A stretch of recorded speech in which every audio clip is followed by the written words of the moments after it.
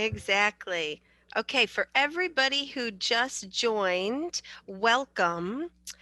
This is the third session in a series of 7 sessions with Bill and Scott Bagley. We're going to go ahead and get started. My name's Christine Dowenhauer. I run the Career ConneXions Program for St. Xavier High School.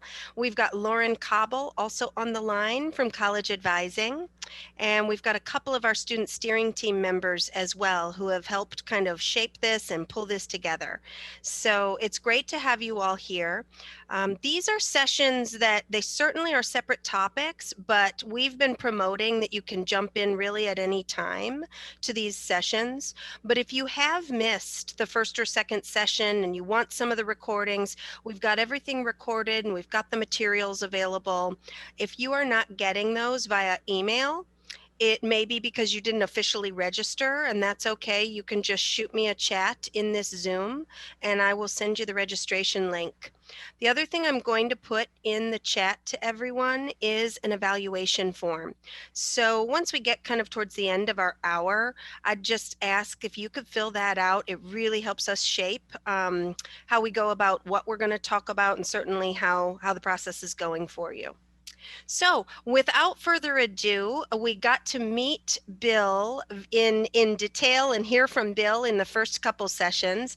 It was some spectacular content on personal credibility and the 9-year plan, navigating your career plan. And tonight we've got the honor. Yeah, if everyone could also mute their phones, that would be great. We've got the honor of getting to know Scott Bagley. So Scott, as you guys know, is Bill's son. They work together, and Scott's going to take us through the topic of first impressions and impact interviewing. So without further ado, over to you, Scott. Frozen screen, Christine. Yes. Yeah. Oh. Yeah. Am I back? Your screen froze up there for a second, so I assume you were done with the introduction. Yes, I was. Over to you, Scott. All right, thanks, Christine. Hey, everyone, thanks for joining. My background is 20 plus years of HR and recruiting. As you all, I think, probably know by now, we run an HR consulting and recruiting practice.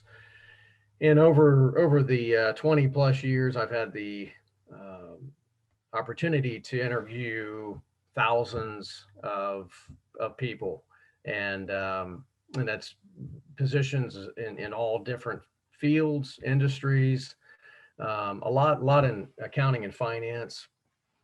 But those thousands of interviews that I've conducted, a very small percentage of those really stand out as outstanding interviews. And it's really, we're going to go through how you prepare for the interview process, but as well how you make a really effective, good first impression.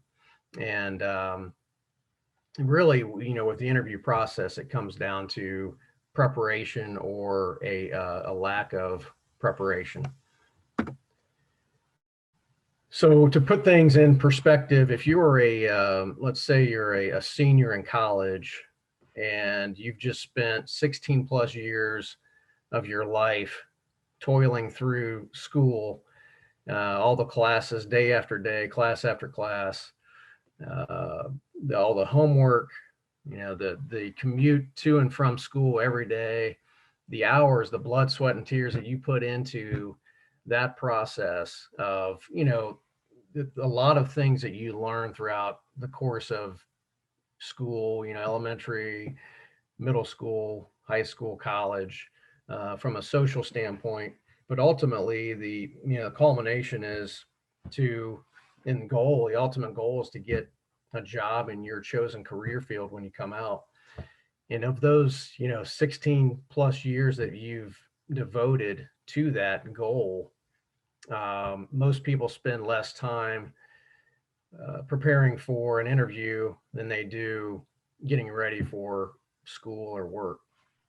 Why that is, I'm not sure. I think a lot of it has to do with one, either thinking, well, how easy how difficult could it be really to go into a room and talk about yourself? But when you're put in a confined room for 30 minutes with a stranger and are asked to respond to questions with as good of examples as you can come up with, it's really challenging. And I think the other reason is probably that, well, I have no idea what they're going to ask me. I'm just going to wing it and see how it goes. And you don't want to find yourself in that position. Those that prepare well will be the ones that will have a lot of the opportunities, and you don't want to be in that situation where you come out of all the interview processes and meetings with very few, if any, offers.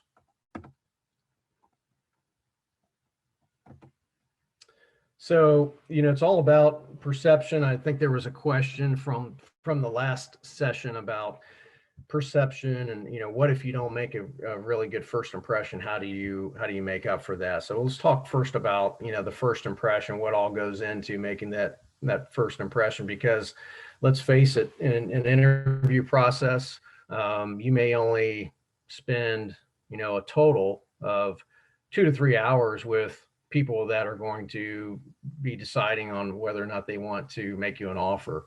So people are really not going to have an opportunity to really get to know you as well as you might want them to. So you have a very short period of time to make a very good impression, and it all starts with that initial impression. So meet the firms night, career fairs, Beta Alpha Psi events, social mixers, etc. These are all things that happen for instance, in college. I've been to many meet the firms events. Those are events that are specific to, for instance, I was recruiting for an accounting firm, and so those are events that are very specific to accounting majors.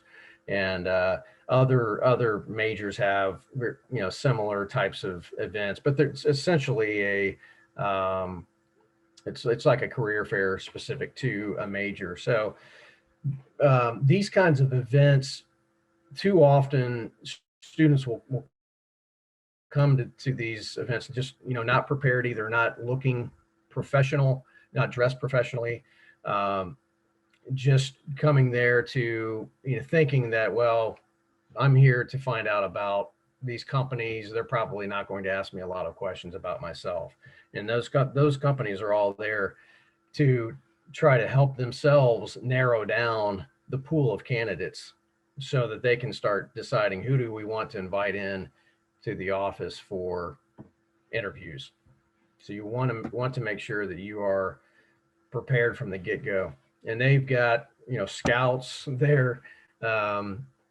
Basically, you'll have at a career fair or a meet the firms event, you may have anywhere from 2 to 10 representatives from a company that will be there to talk to the people that are there. And you have a very, very short period of time to make a very good impression.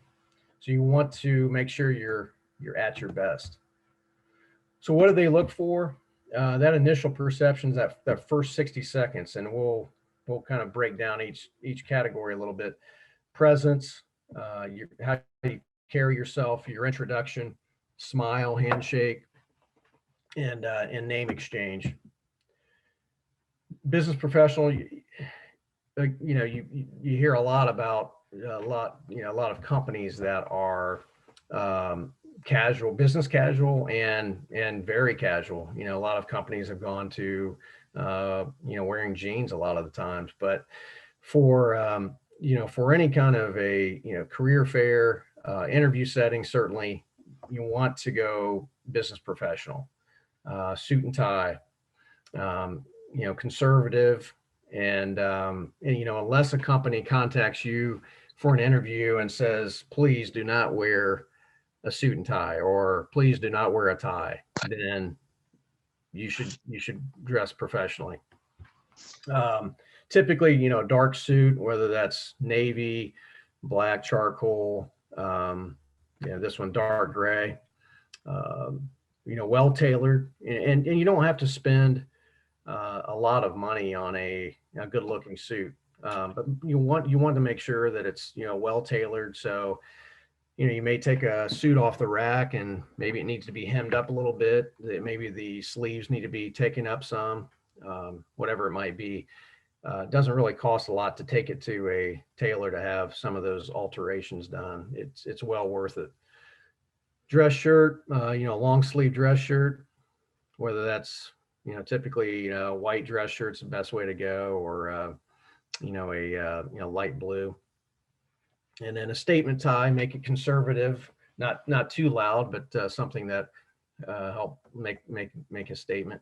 Dress shoes, just, it's very important to make sure that they are polished. You don't want to, be coming into an interview with a pair of shoes that looks like you've just, played football in them. Overcoat, no parkas. And then, some of these things may seem petty, but, as far as cologne goes, you don't want to overwhelm the interviewer with a very strong fragrance. A lot of these interview settings are, like I'd mentioned before, very confined rooms. So you don't want the interviewer coming out of that interview thinking about nothing but, man, I can't wait to get some fresh air. And then, breath mint is always a good idea. Gum, it's hard. I would encourage not chewing gum, just because when you get nervous, you're going to start chewing on the gum. But fresh breath, I think, is very important. Again, confined setting, you don't want someone thinking, man, guy could have used some Listerine or a breath mint.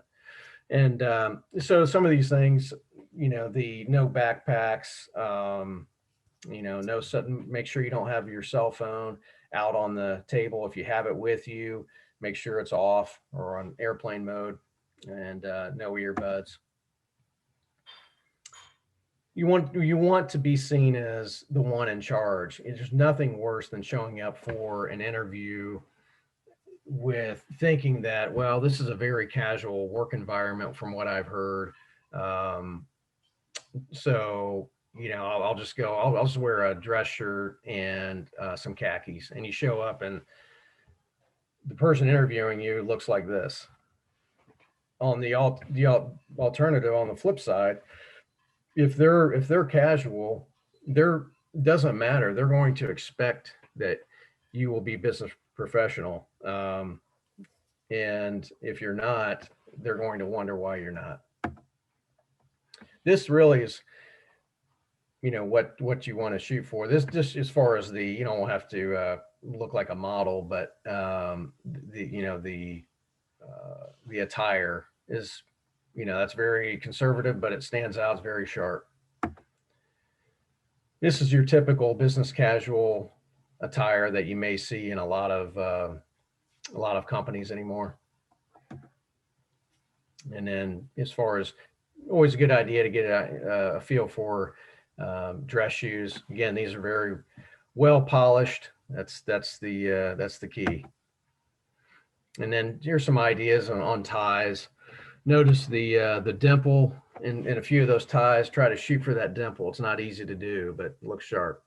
The bottom right ties are, certainly make a statement. Some of those may be a little bit too loud for an interview, but all good choices.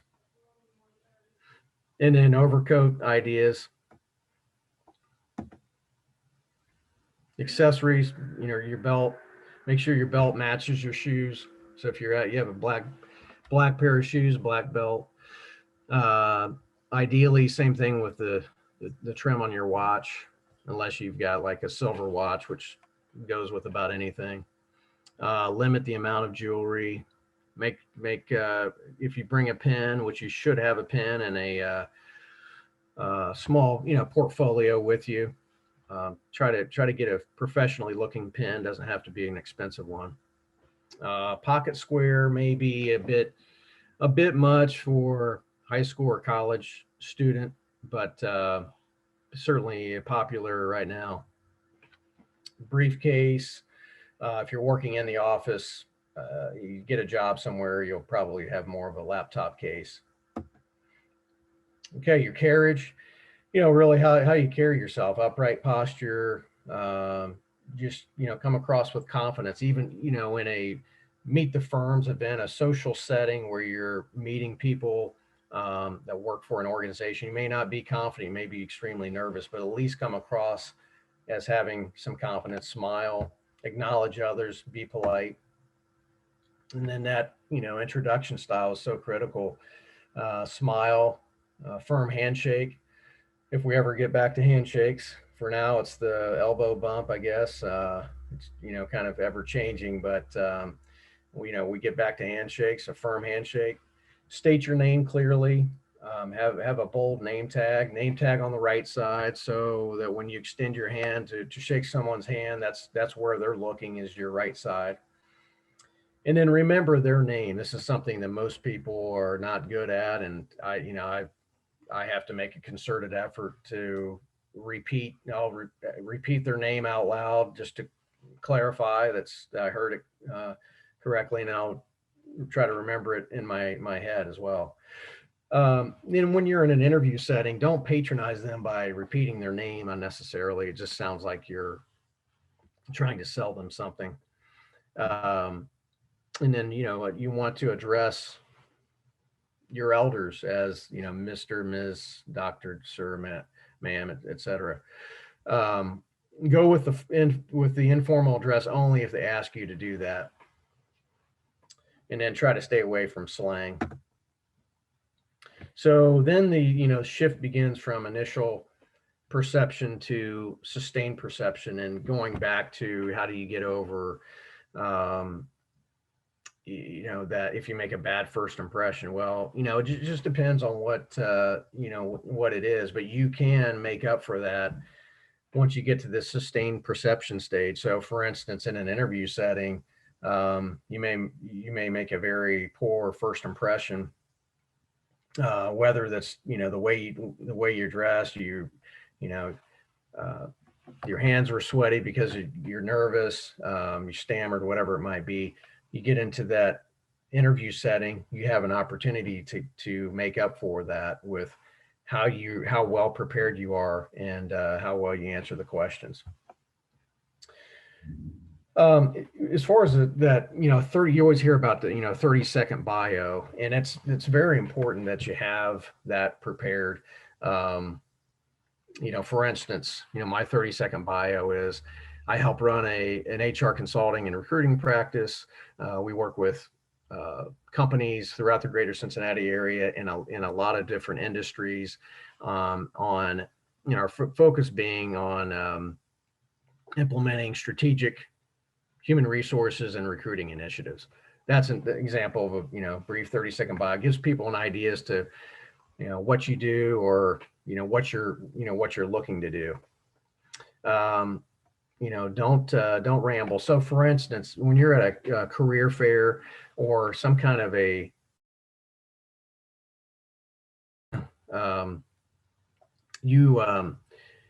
you're going at a meet the firms career fair event, you're going to have people behind you that are waiting to talk to company representatives. So don't hog the stage. Be prepared.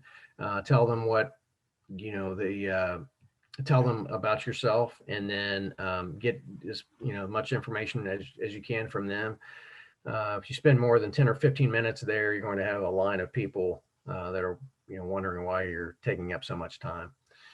And then listening is so critical.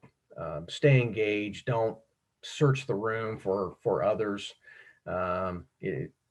Which is easy to do. You see people walk by that and you glance over. Well, it makes that person feel like, wow, they're not really engaged, that they really don't have a lot of interest in what we're about. And then thank them for being at the event. You want to bring copies of your resume and your portfolio. Have a professional looking portfolio that you can get at a Office Depot. And then these are things that you're going to be judged on in that sustained perception phase: activities, achievements, professionalism, your manner and style, values, goals, awareness, enthusiasm, maturity, etc. Communication skills, leadership potential. Now, these are all the things at a career fair, a meet the firms event, and then in the interview setting. These are things that company representatives, in your all's case, is that are applying for schools, school representatives. These are things that they're going to be looking for. And then a follow-up, you want to send an email to all those you met, thank them for your time, or thank them for their time, and then send a copy of your resume ideally with references on the resume.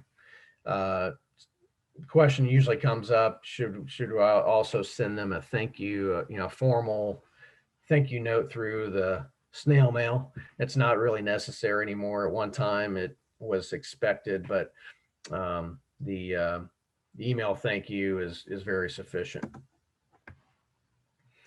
So from the recruiter's perspective, they're focusing on personal credibility, and they're really going to be the benchmark is going to be the best person that they've ever interviewed, as well as people in their organization that they think highly of. So if they're interviewing you for a position, they're ranking you against, hey, can I see this person being as sharp?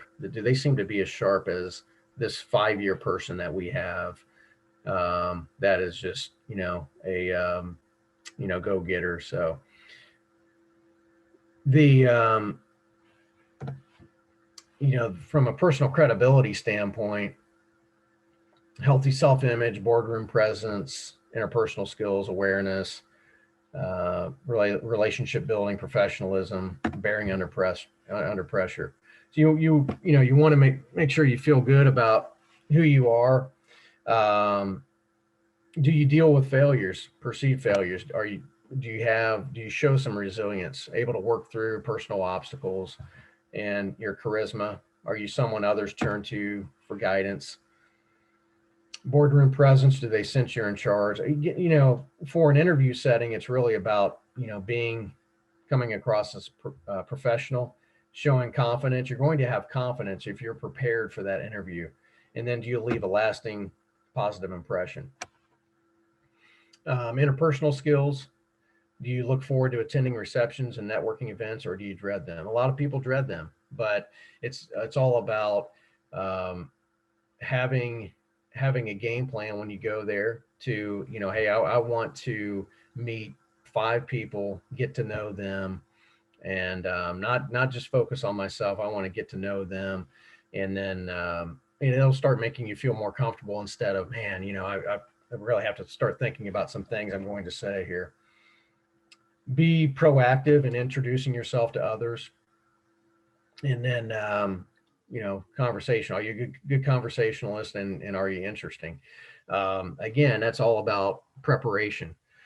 If I'm going to meet with a company in the investment world, I need to get up to speed on what they're about, how involved they are in the investment world, how long they've been in the Cincinnati area, et cetera, just so you have some things to ask them about the company. And then, do they exercise professional business etiquette when in a social setting?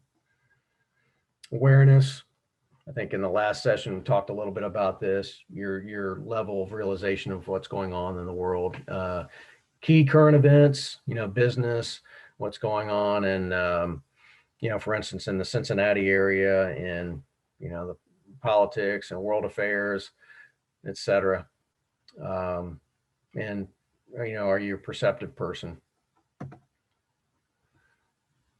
Positivity is a big one that will come out in an interview setting. Strong work ethic, discipline, and then relationship building. Are you proactive in approaching others? Social network, that'll probably come out in an interview setting. How large is your social network? And presentation manner and style, strong vocabulary, are they sincere, listening skills, and then the bearing under pressure. How do you accept criticism? Are you able to deal with adversity? You want to make sure you have good examples prepared in case someone asks you, how do you deal with adversity? Give me some examples of when you've had to deal with a challenging situation. How did you overcome that?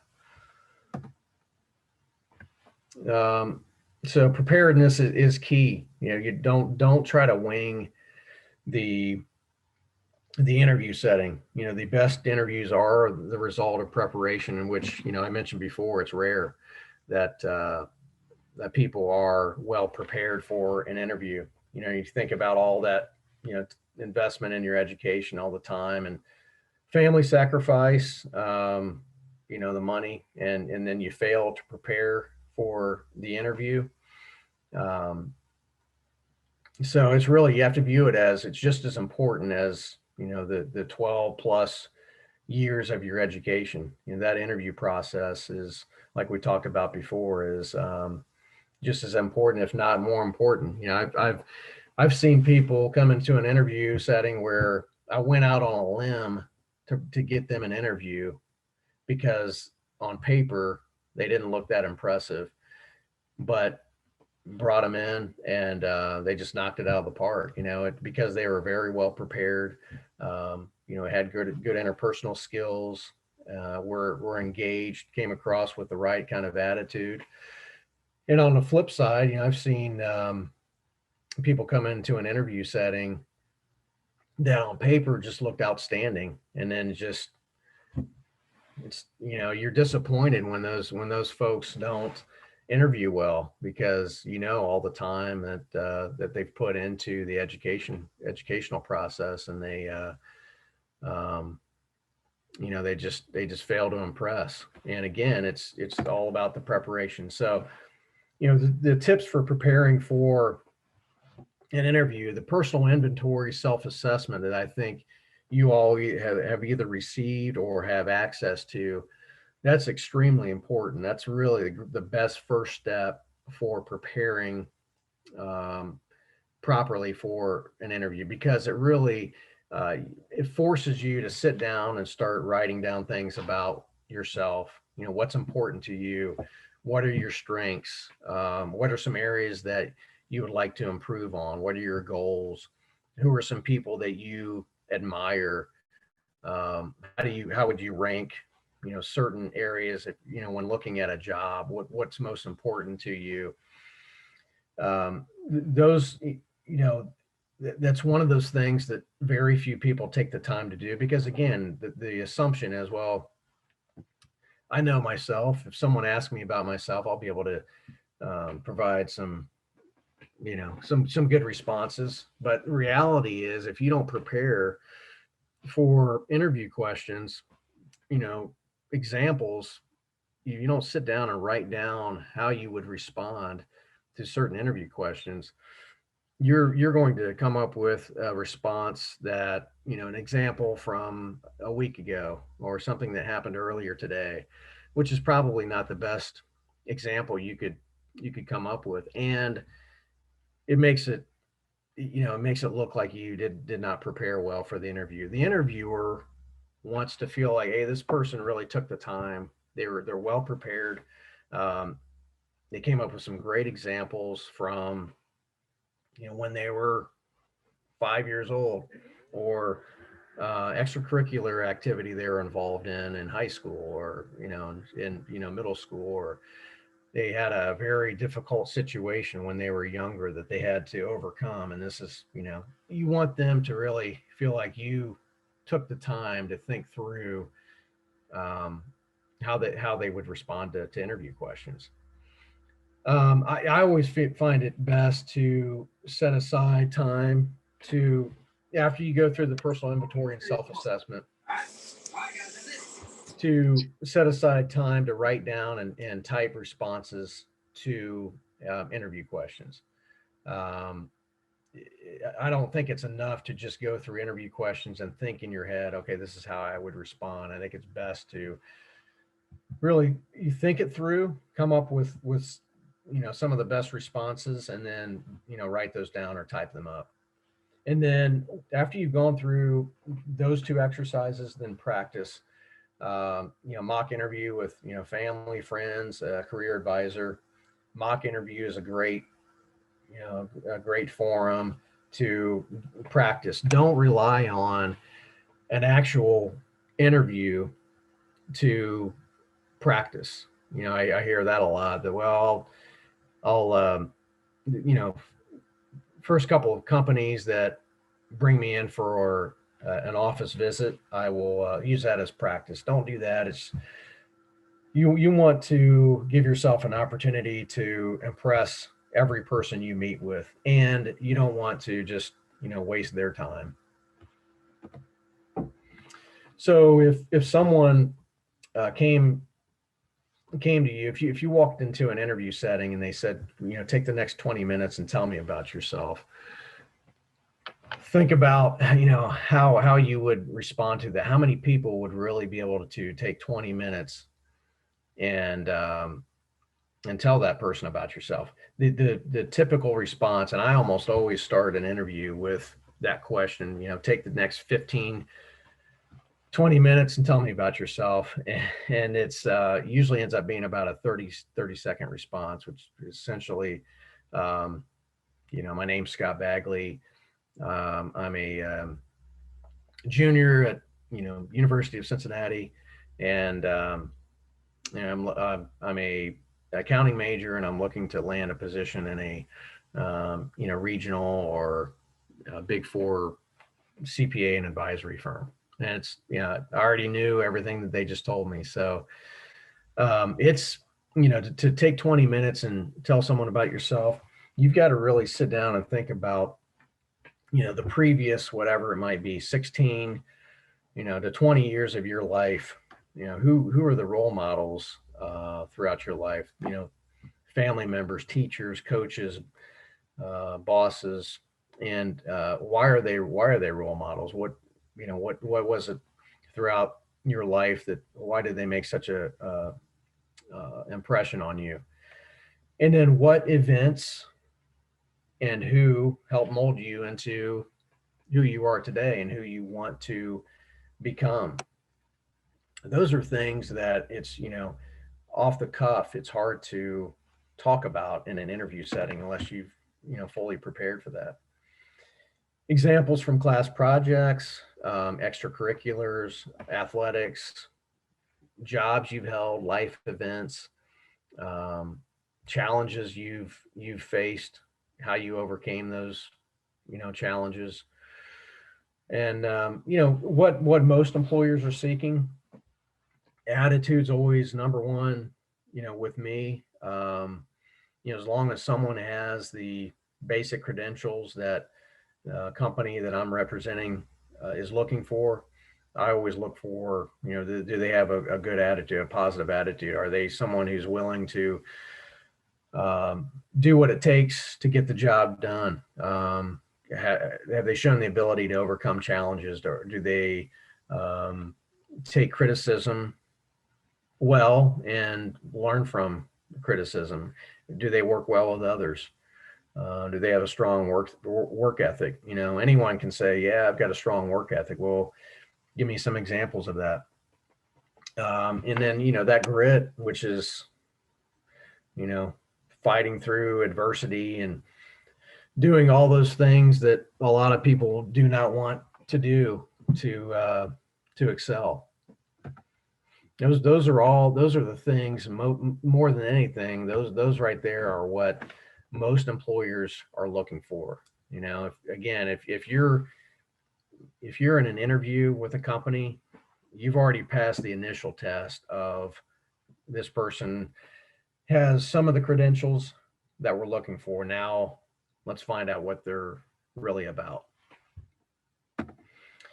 So here's some examples of interview questions, and there are a lot here. And again, I think, as I mentioned before, I think one reason people fail to prepare effectively for an interview is they see it as, man, it's just overwhelming. I went out to Google and pulled up interview questions, and there were a couple hundred questions in there. I have no idea what questions they're going to ask me. In an interview setting, they may only ask you 5 or 6 questions, particularly in you get to college.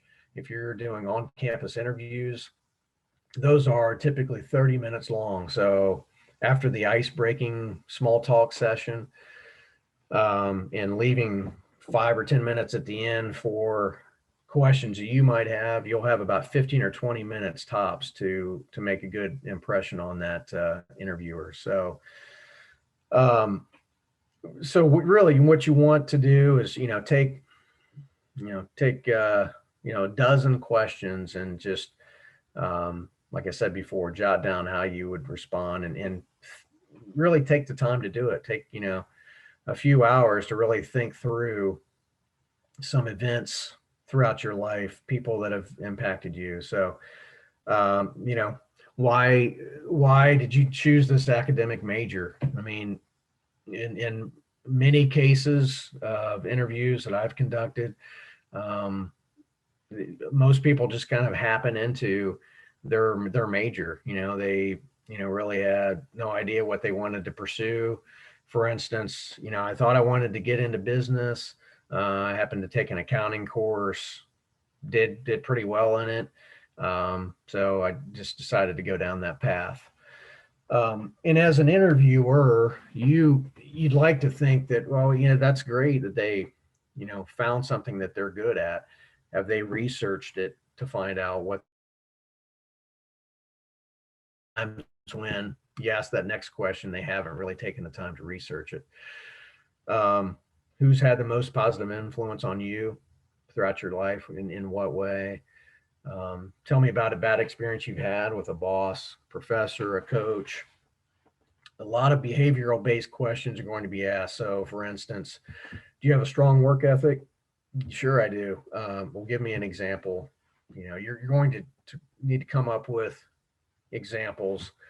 You're not going to be able to just get away with, hey, I've got a great attitude, strong work ethic. I like to read and research. Give me some examples. Networking, why are networks important? How do you feel about making formal oral presentations? Most people would say in their mind are thinking, I hate giving presentations. But 95% of people hate and dread giving oral presentations. But if you're honest and you say, well, I'm not really fond of giving presentations. I know a lot of people aren't, but here's what I've done. I've taken a speech communications class to become more comfortable with giving presentations, or this is what I'm planning on doing to become more effective at giving presentations. Have you been a leader of a team before? How effective were you? And maybe you're not a natural leader, but show an example of, this is how I typically function as part of a team. Maybe it's not leading that team, but I work and collaborate well with others. This is one that I always ask. Tell me of a time when you have overcome adversity in your life. And again, if you haven't taken the time to prepare for how you would answer that question, you may come up with something that happened a couple weeks ago that's not really a great example. In what areas might you improve yourself? This is one. It's similar to what's your greatest weakness? People are always asking, how do I respond to that? And the best way to do that is number one, you don't want to come across and say, hey, I feel like I'm pretty strong in most areas. I really can't think of an area that I'm deficient in, because you're lying. Everyone has a deficiency, and So be honest. But, hey, using the presentation piece. If you're someone who's feels like you're not effective at making presentations, I haven't had a lot of experience making presentations, but I've taken a communications class, or I plan on doing so. And just so you just want to show what you're doing to improve on that weakness. Are there supervisors, coworkers you've had difficulty working with, and why?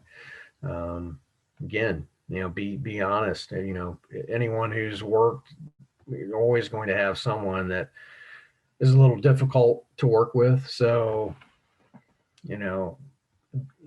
be honest in the sense that, yeah, I did have someone who was difficult to work with. They, seemed to be pretty negative, and spread a lot of false rumors. And so I approached that person and talked about it, and tried to find out, why they conduct themselves that way, and how, if they're willing to, make a change, something like that. It's, again, turning a negative into a positive. How do you deal with pressure situations? What types of situations make you angry? If you could repeat your life, how might you change it? These are questions that, again, it's off the cuff. Very few people, can do it. There are some very unique people who can, not prepare for an interview and just, and do really well. But most people, it's walk out of the interview setting thinking, man, I wish I would have prepared a little more for that process. And it's always a learning. There's always a lesson that can be learned from each interview that you do. You're going to have questions that come up that you will remember. If you weren't able to respond to it, or you didn't have a very good response to it, you'll remember. And jot that down when you get home, and think about how you would have responded had you prepared. So those are, again, take 10 or 12 questions of these questions, and think through and jot down how you would respond, and then take some time and practice with family or friends. Candidate interview evaluation form. Now, this is an interviewer, a recruiter. This is typically what an evaluation form will look like. This is what they'll be judging you on. Number one, their academic achievement or experience level. The EE exceeds expectations, meets some expectations, and does not meet expectations. How they present themselves, their appearance, their manner and style, their confidence, professionalism, their attitude, work ethic, self-discipline, communication skills. Are they an effective listener? The relationship and team building. Do they seem to have a network established, or are they at least working towards, building up a network? And when you think about networking, a lot of people think, well, I'll start developing my network when I get into the workforce. But you already have a tremendous network established, especially at a place like St. X. And think about all of the people that, coaches and teachers, and organizations you've been involved in throughout up to this point in your life. Those are all people that are part of your network. How do they seem to manage their time effectively? I'm always amazed. I'd always be amazed when I would go on campus for campus interviews, and I interview someone who was taking a full class load of 18 credit hours, and also working full time, and involved in a couple extracurriculars, and doing extremely well in school. It's just, it is impressive. And some people, function much more effectively when they have a lot on their plate. The creativity, and then leadership potential. So that gives you an idea as to what a recruiter is going to be evaluating you on. And then designing a resume. We won't go into a lot of detail on this, but it's really it is selling yourself on paper. You want to make sure it looks professional, it's concise. It's critical to not have any typos or spelling errors. Make sure you have several people proofread it before you send it out.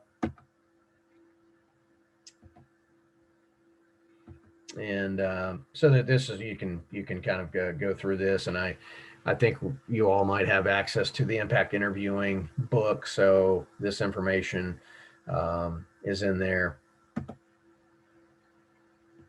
And one question that will typically come up is how many pages should my resume be? For someone that's in high school, or early on in college, if you're in college and you're looking to land an internship or a co-op, you're probably not going to have enough to extend to 2 pages, and you don't want to force that. So 1 page is sufficient. Now, if you get some co-op experience, internship experience under your belt when you're in college, you may need to extend it to 2 pages, and that's perfectly fine. As long as there's, not a lot of filler and it's concise, but you don't want to shortchange yourself by not listing certain things on your resume just to keep it to 1 page. And then, once you're been in the workforce for quite some time, you may have a 3-page resume. And one thing as far as GPA, there are different opinions out there. Some people feel like if my GPA is not above 3.0, I shouldn't list it on there. I mean, that's typically the rule of thumb. You certainly don't want to shortchange yourself, by, if you have a, lower than average GPA, then maybe you don't put it on there. But typically, I think 3.0 is the kind of the benchmark for putting it on a resume.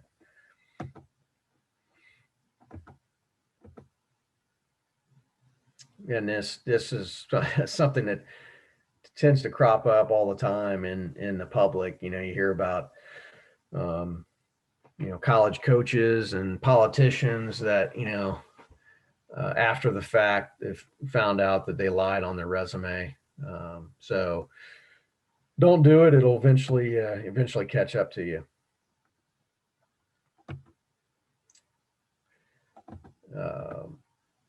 And then this would be an example of like a reference. And then an objective, I think it's a good idea to have an objective, and again, it's, to the point, is not too fluffy, but it just tells the person what you're looking for. And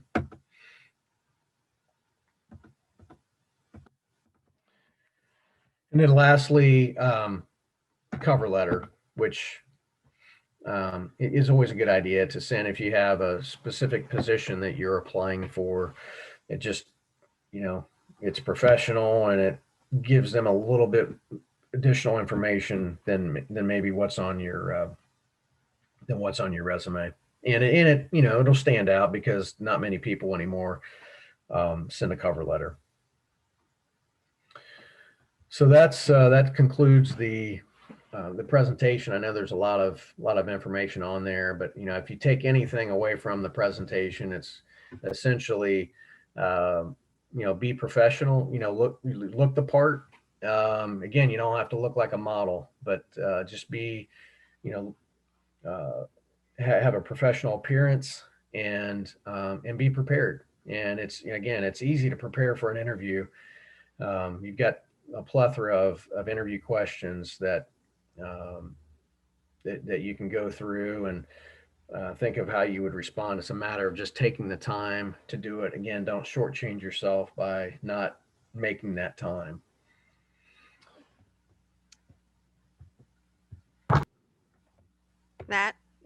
Thank you, Scott. That is fantastic. I hope I'm coming through loud and clear. Am I, Scott? Yeah, I can hear you. Okay, Yes. perfect. I did want to make just a quick mention for folks on the line. We have a masterclass video that walks the students through resume creation and cover letter creation. So I know you breezed over that piece, but just for the folks on the phone, you can find that on our Canvas module and also out on the Career ConneXions website. So we go into a whole lot more detail if you want that. We also certainly, anytime a student wants to have their resume reviewed, just let us know. We've got that kind of as an on-call service. And Scott, you mentioned doing practice interviews. We've also got mock interviews as an on-call service. So those things are available to you through Career ConneXions, and I would certainly love to get you hooked up with a professional to do that.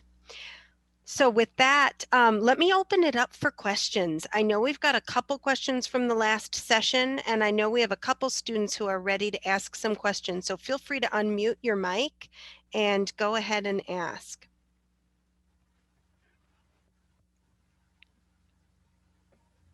Hey, Scott. Oh, You can go ahead. okay, thank you. I was just wondering if you had any opinions on how much harder it might be to make an impactful first impression on a Zoom or phone interview these days, and if there are any strategies you have to kind of combat that. Yeah, I'm glad you asked that. I meant to address that and didn't get around to it. So yeah, that's yeah, it's I wouldn't treat it any different than an in-person interview as far as how you appear in your preparation. I think the biggest thing being, testing your device to make sure volume works, that your camera works. Make sure you're in a setting where you're not going to have distractions, which can be difficult at times if you live in a household that has a number of family members, and have either somewhat plain background like I've got, or something that's not obnoxious in the back. The other thing is the lighting. I think when I first started on Zoom, I didn't have much lighting in front, and it just appears dark. So you want to make sure that they can see you, and then the background lighting. So I think you all are probably well aware of all of those components, but you want to make sure you don't have real bright background lighting. But as far as the preparation itself, shouldn't be much different. Thank you. I would like to add one thing, if you don't mind, sorry. But Yeah. I think the tendency when you're on Zoom is to keep your hands down away from the screen so it doesn't block yourself, and it really locks people in. So I think sometimes you want to make sure you're still using your hands to gesture. Even though they can't be seen, you have to give a little bit of your communication skills through your facial expressions in your hands. And when people are locked in, they don't do that. So I think sometimes the screen freezes us up a little bit. So you think that might be worth sitting back a little far? Maybe, or even, being close to it, you can still lean into the screen, make a point. Okay, gotcha. Thank you. And I noticed when Scott was talking, he was moving because that's a natural tendency to do that. And I think a lot of people lock themselves into that screen, and there is no movement. Gotcha. Yeah, that makes sense. Good to see you, Peter. Likewise. Okay, next question. I think it was Joseph. Was it Joseph or John that had one? Go ahead, Joseph. This is just a bit more of a general question, but what do you think of the usefulness of dedicated networking sites such as LinkedIn versus a social media site such as Twitter or Facebook? Yeah, you know, as it relates to interviewing. I think, Scott, the question was as it relates to building your network. Oh yeah, okay. Well, yeah, that is a interesting and good question. I think highly of LinkedIn from a networking standpoint. I can't imagine uh, from a professional networking site, it's extremely effective. The old way was you meet someone, you get their business card, and you keep their card in a Rolodex. And, now you don't even really need a business card. You meet someone and you go look them up on LinkedIn afterwards and connect with them. And then you've got all their information there. So yeah, from a networking and, just a professional standpoint, I think LinkedIn's the best. And it's in, most of the content on LinkedIn is professional focused, career focused, and business related.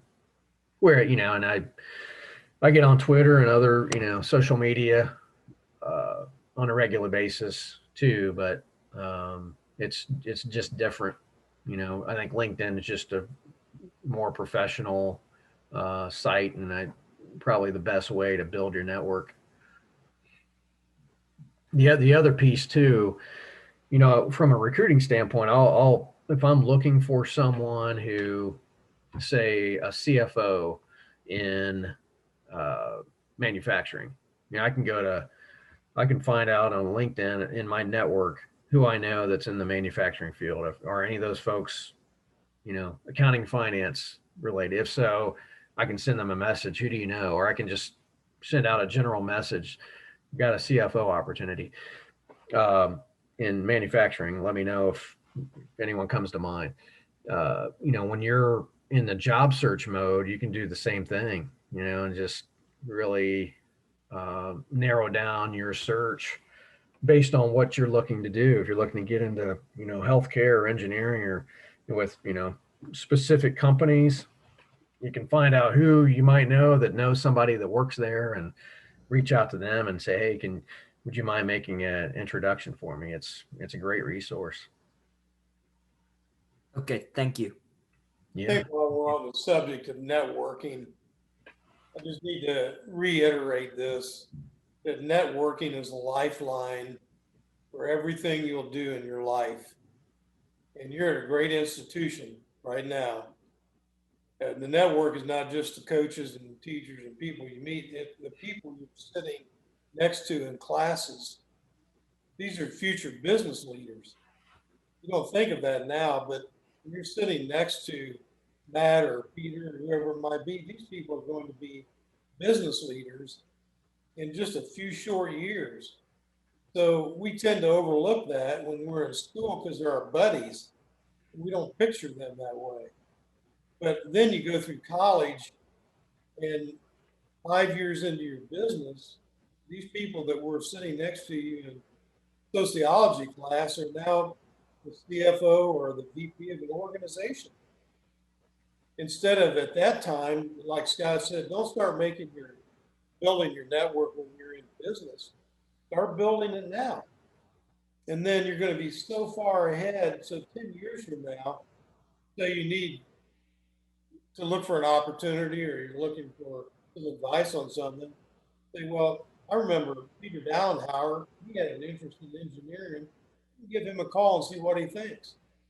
Now, you're trying to build a network 10 years out. If you had stayed in touch with Peter for 10 years, it'd be easy to make the connection and say, let's get together over lunch so we can talk about this issue I have. There's a lot of smart people out there, smart because they're not smart. but because they have people close to them who can find the answer for them. So you need to start building that network now. Don't feel awkward about it. I mean, invite a friend out to lunch or breakfast. When you get to college, they're going to University of Nevada and you're going to University of Cincinnati. Still stay in touch with them because chances are they're going to be coming back to Cincinnati, or someday you may be transferred to Nevada and you've got somebody built in out there.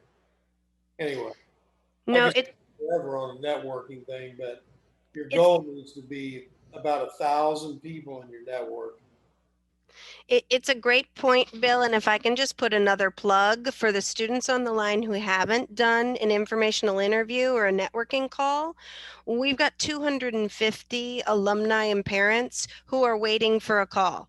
So if you want to talk to 3 or 4 people this semester, or however, just let us know, because the long blue line, you hear it talked about, and let me tell you, I see it in action every day with this program.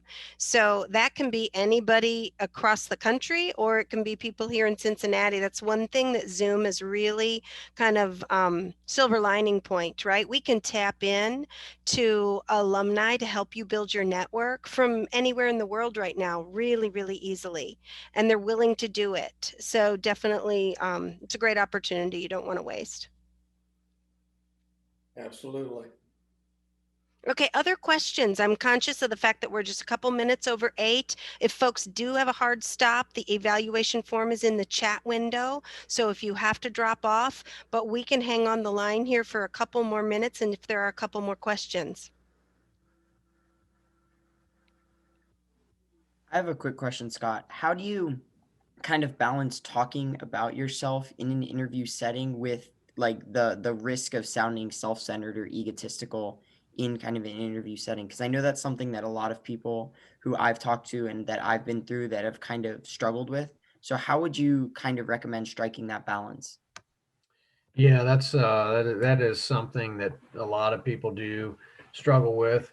Some people some people thrive on that, the people that really like to talk about themselves, but a lot of people are pretty humble. You have to look at it as this is the opportunity to where you're expected to sell yourself, and so you have to get over that, and you can do so so that it doesn't sound like you're just bragging on yourself, but you're just promoting yourself. You're telling them about you. You're letting them know that, hey, I have a good attitude. Let me give you some examples of that. I do have a strong work ethic. Here are some examples. I work this job or work these jobs while in school or in the summertime, and I balanced it out with extracurriculars and there. So again, it's if you're a naturally humble person, you're not going to come across uh, as having a big ego, and you just have to look at it as this is my opportunity to promote myself. If I don't do this, someone else might take the job from me. But a good interviewer will be able to sense, hey, is this someone who is a narcissist and do they have too big of an ego, or hey, this is a really good person. They are very down to earth. They're humble, but they did a great job selling me on why we should hire them. Again, that's I think it comes back to just practicing after you've rehearsed on your own how you would respond to interview questions, and you've completed that personal inventory. Then that's where it's time to practice with career advisor or family member or a friend. You can also preface your first response by saying, basically, I'm a humble person, and quite frankly, recruiters know, being in the Midwest, that the vast majority of people are humble.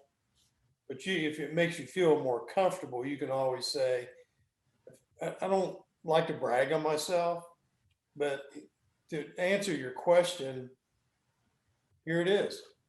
And Scott and I, a lot of times in an interview, we'll say right up front, we want you to sell yourself. So if you're too modest, get over it, because the next 20 minutes that we're together, we want you to sell yourself to us, because we want a reason to hire you. And if you lock yourself up, we can't do that. That hurts us. So just go in with that mindset. Like Scott said, you got to go in with the mindset that they want to see me, they want to hear what I have to say, they want to learn about me, and I'm going to tell you. Yeah, that's a good point. Real quick, an interviewer, they want you to make a great impression. They want to have a reason to walk out of there saying that was not a waste of 45 minutes to an hour. That was very enjoyable getting to know John, and this is someone that I definitely want to bring in for an office visit. You don't want them walking out of there thinking, wow, I wish I had that 45 minutes to do over again, you know? That's a great question. Thanks, John. Okay, other questions? Maybe we'll take time for just one more. And certainly if more come up afterwards, you can always send the questions in the eval form and we'll cover them next week. And any final questions?